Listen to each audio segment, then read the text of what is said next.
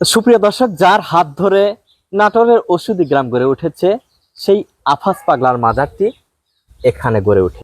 জানবো আফাজ পাগলার বিষয়ে স্থানীয় কবিরাজ সানোয়ার হোসেনের কাছ থেকে। আসলে উনি জন্মগ্রহণ করছে আপনার নরসিংদী ভৈরবে।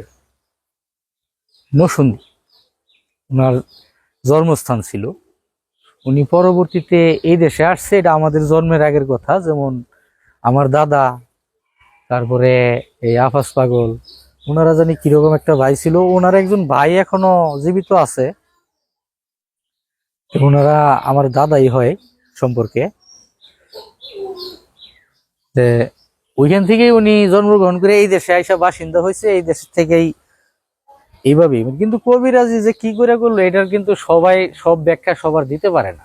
এখন ব্যাপার হয়েছে, ওনারে দেখছি আস্তে আস্তে উনি গাছ গাছালি আইনা সবসময় এর ভিতরে উনি থাকতো, এটা নিয়েই পড়ে থাকতো।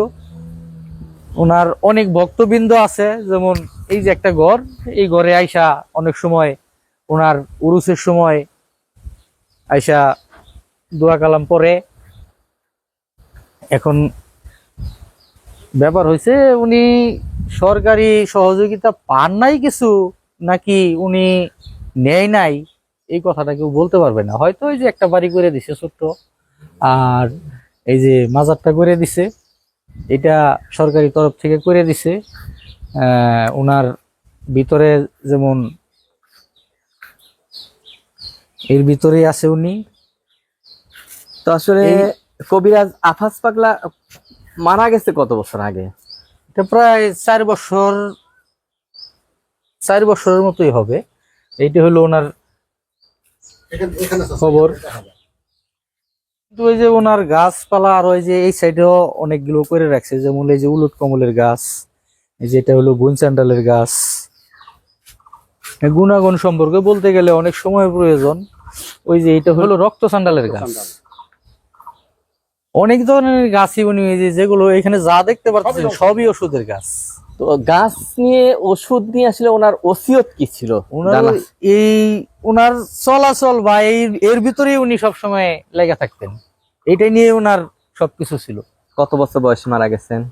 ওনার বয়স তাও তো আপনার 70-75 বয়স। আচ্ছা, তার যে মাজারটা এখানে গড়ে উঠেছে নিজস্ব জায়গায়, তো না? এটা নিজস্ব জায়গা। আমরা দেখতে পাচ্ছি তিনি তার বাড়িতেও গাছপালা, তার মাজারের চতুর্দিকেও গাছপালা। হ্যাঁ, আসলে এটা কিসের লক্ষণ মনে করছেন? এবং নানা প্রজাতির ফুল গাছও আমরা দেখতে পাচ্ছি। না, এখানে কোনো ফুলের গাছ না, সবই হইলো আপনার ওষুধের গাছ। সবই ওষুধের গাছ। এটা এই এক একটা হয়তো এই যে যেমন আছে, এটা ফুলের গাছ, এর ভিতর দিয়েই আছে। এই যে যেমন এই যে একটা জংলার গাছ দেখতে পারতেছেন, এটা কিন্তু পড়ে রয়েছে। এটার নাম কিন্তু পাথরকুচি। যে কোনো রোগের পেটে পাথর হইলে, মানুষ পুরুষ লিঙ্গের ভিতরে পাথর হইলে, এটা একটানা 20-22 দিন শোভন করতে পারলে আপনার পুরুষের লিঙ্গের পাথর পর্যন্ত গলায় বের করে দেয়। পেটের ভিতরে কোনো পাথর থাকলে পাথর পর্যন্ত গলায় বের করে দেয়, অপারেশন লাগে না, এটা একটানা ব্যবহার করতে পারলে। তার দ্বারা আসলে এই অঞ্চলবাসী আর কি উপকার পেয়েছেন? এই অঞ্চলবাসী অনেক উপকারী পাইছে, এটা বইলা শেষ করা যাবে না। এই ওষুধের জগতের দিক দিয়া তারপরে কখনো উনি কারো ক্ষতি করে নাই, সবারই ভালো চাইছে, সবার সাথে সুন্দর ভালোভাবে ব্যবহার করছে, চলছে ফিরছে, খুবই ভালো মানুষ ছিল। তো তার জন্য আসলে আপনাদের কি চাওয়া পাওয়া রয়েছে এই এলাকার বাসীর জন্য, বা তার জন্য? আল্লাহ ওনারে বেহেশত নসিব করুক, এই দোয়াই করি। আর এখানে এখানে কি রয়েছে? এখানে উনি বসতেন আর কি, এখানে উনি বসে রুগী টুগি দেখতেন। তারপরে আপনার আছে অনেক ধ্যান ট্যান করতো, অনেক কিছুই করতো এখানে বসে। এই যে সামনে আরো কিছু গাছ আছে, এই যে দেখেন, এটার নাম হলো রাজকণ্ঠ। যে কোনো দাঁতের ব্যথা হইলে মানে 3টা পাতা হালকা একটু সিরা, অল্প একটু লবণ দিয়া চাবায়া দাঁতের কাছে রাখলে 5 মিনিটের ভিতরে ব্যথা কমে যাবে। এটার এত সুন্দর একটা গুণ ক্ষমতা। এই ওষুধি গ্রামের সূত্রপাতটা কত বছর আগে করেছিলেন? 1991 সাল থেকে ওনারে দেখতেছি এইভাবে করতেছি। আচ্ছা, তাতে কতগুলো গ্রামে এই ওষুধি? 15-16টা গ্রামে এই ওষুধি গ্রাম হিসাবে মানে এই ওষুধ ছড়াই আছে, কিন্তু বাহিরে আরো আছে, ওগুলো বলা যাবে না। যেমন এখান থেকে 25 কিলোমিটার দূরে ওইখানেও আপনার এই চাষ হইতাছে। ওইখান থেকে আমাদের এখানে নিয়ে আসে, নিয়ে আসার পরে আমরা কিনা ক্রয় করে রাখি। ওনার মাজারের এই চারপাশে দেখতেছেন, এটা শুধু ওষুধের গাছ, সবই ওষুধের গাছ এগুলো। আচ্ছা, আমরা এই নাটোরের কবিরাজ আফাজউদ্দিনের নাম শুনেছি। আফাজ পাগলা নামে তিনি সারা দেশব্যাপী পরিচিত। তার জন্যই আসলে এই নাটোরে ওষুধ গ্রাম প্রতিষ্ঠিত হয়েছে। আমরা এখানে দেখতে পাচ্ছি যে চিস্তিয়া বনজ দাওয়াখানা। তো আফাজউদ্দিনকে আপনারা কেমন দেখেছিলেন, বা তার কি অবদান রয়েছে এই ওষুধ গ্রামে, এবং বিস্তারিত যদি একটু জানান আপনি। আসলে ওনার অবদানেই একজন উসিলা লাগে। আল্লাহ এটা আমাদের রিজিক হিসাবে তৈরি করে দিছে ওনার দ্বারাই। উনি না হইলে হয়তো এখানে সৃষ্টি হইতো কিনা জানি না, তবে ওনার দ্বারাই এই ওষুধি গ্রাম তৈরি হয়েছে। আচ্ছা, বিভিন্ন গাছপালা, যেমন এই যে বাড়িতে, ওনার বাড়ি কিন্তু এটা হলো ওনার বাড়ি। যেমন এই যে বাড়ির আশেপাশে বিভিন্ন গাছপালা লাগায় রাখছে, এগুলো কিন্তু সব ওষুধের গাছ। যেমন ওই যে একটা দেখা যাচ্ছে বড় বড় পাতা, ওইটা দেখতেছেন, এটা হলো কিয়ামুলের গাছ। যেমন ওই যে খাজা ভেষজ ভান্ডার দোকানে আমি দেখাইলাম যে কিয়ামুল, কি উপকারিতা আছে এটা? এটা ওই যে মহিলাদের সাদা স্রাবের জন্য, যেমন তালমূল, কিয়ামূল, জগডমর তিনটা একত্র করে দিলে সাদা স্রাবের কাজ করে। এই সেই কিয়ামুলের গাছ। আসলে এটা তো দোকানে পরিবহনে কাঁচা ভাবে রাখা যায় না, এটা জমি থেকে উঠে নিয়ে পরে আমরা বাজারজাত করি। এই যে দেখেন, এটা হলো সেই শতমূলের গাছ। এটা সেই শতমূলের গাছ। কি উপকারিতা রয়েছে, ব্যবহার পদ্ধতি? শতমূল মুরব্বীরা বলতো যে 70 আইটেম রোগের কাজ করে, কিন্তু আসলে প্রকৃতভাবে এরকমই কাজ করে, যেখানে সেট করি ওইখানেই কাজ করে। এটা মনে করেন পেশাবে জ্বালাপোড়া, ঘন পেশাব, জন্ডিস, আরো অনেক দিক দিয়ে উপকারিতা আছে।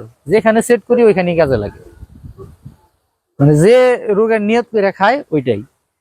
যেমন এই যে তুলসী, এই যে গাছ, এটা কিন্তু আসলে প্রকৃতভাবে এখানে এক পিস 2 পিস করে সব গাছ লাগানো আছে।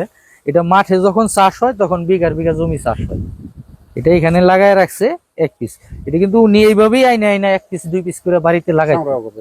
ওনার এখানে হয়তো জায়গা কম, এর জন্য অল্প অল্প করে উনি নিজে এগুলা তৈরি করে রাখছে। এখান থেকেই মানুষরে বীজ দিছে, বীজ দেওয়ার পরেই সবাই নিয়ে লাগায়া জমিতে চাষ করে এটা অনেক বড় করছে। এটা কিন্তু একদিনে হয়নি, অনেক দিন লাগছে। তো উনি কবিরাজি এইটা আসলে কিভাবে পেলেন? উনি স্বপ্নেও পাইছে, তারপরে ওনার হয়তো উস্তাদ ছিল, এটা হয়তো আমার জানা নাই। উনি কিভাবে পাইছে, আমরা তো প্রথম অবস্থায় ওনারে অনেকে বলতো যে পাগল মানুষ, কি করে না করে, মানে অনেকে অনেক দাম দিত না। আচ্ছা আচ্ছা। যখন দেখছে যে না এর দ্বারা উপকার হইতাছে, তখন কিন্তু আস্তে আস্তে উনি পরিচিত হয়েছে। এখানে কি কি গাছ দেখতে পাচ্ছেন আপনি? এখানে শতমূলের গাছ আছে, তারপরে আপনার ওই যে কিয়ামূলের গাছ আছে, তুলসী আছে, তারপরে আপনার এই যে চৌফুলের গাছ আছে, হ্যাঁ, এটাও কিন্তু একটা ওষুধ। তারপরে আপনার ওই যে হস্তিকর্ণ পলাশ আছে, এই যে বড় বড় গাছের পাতাগুলো দেখতে পারতেছেন। আসলে তো বৃষ্টি হয়েছে, এর জন্য এই যে এটা হলো সেই হস্তি পলাশ, প্রকৃত নাম হলো হস্তিকর্ণ পলাশ। এটা কিন্তু ওই যে তালমূলের কথাটা যে বলছিলাম, এটা কিন্তু সেই তালমূলের গাছ। আচ্ছা, বৃষ্টি হয়েছে, এখন ভিতরে যাওয়া যাচ্ছে না। এর ভিতরে দিয়ে অনেক গাছ আছে তুরি সান্ডাল, রাহু সান্ডাল, বাই সান্ডাল, ভুইন সান্ডাল, গুরু সান্ডাল, রক্ত সান্ডাল, কালী সান্ডাল, শ্বেত সান্ডাল, মানে সান্ডাল বলতে 7 ভাই বোন এরকমই আছে। আরো অনেক কিছু গাছ আছে, যেমন আমলকির গাছও আছে ওনার এখানে, হাড়বাঙ্গালতের গাছ আছে, হাড়বাকুশের গাছ আছে, বাসকের গাছ আছে, শিমুলের গাছ আছে, ওই যে বাইসান্ডালের গাছ যেটার একটু আগে নাম বললাম। তারপরে ওই যে ওই সাইডে আরো কিছু, উনি তো এইভাবে জমিতে চাষ করে না, এই বাড়িতে আশেপাশে এইভাবে করে রাখছে। যেখানে উনি চাষটা করছিল ঠিক এইখানে ওনার মাজারটা তৈরি হয়েছে।